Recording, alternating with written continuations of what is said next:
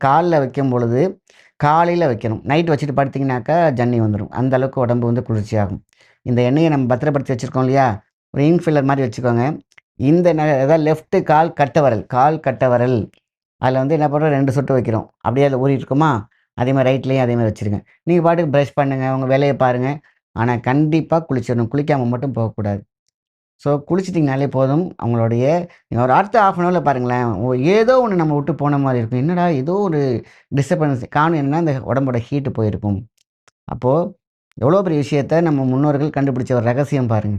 நல்லெண்ணெய் இருக்கு, தேங்காய் எண்ணெய் இருக்கு.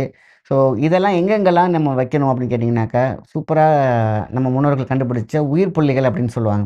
நல்லெண்ணெய் வச்சீங்கன்னா, உச்சந்தலையில 2 ட்ராப். அதே இது பார்த்தீங்கன்னா, நீங்க வீட்ல தூங்குறீங்க அப்படின்னா, கண்ணுல ஒரு 1 ட்ராப் போடலாம்.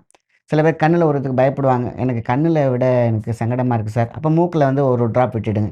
நல்லெண்ணெய் தான். இதுக்கு பேரு வந்து நசியம் அப்படின்னு சொல்லுவாங்க.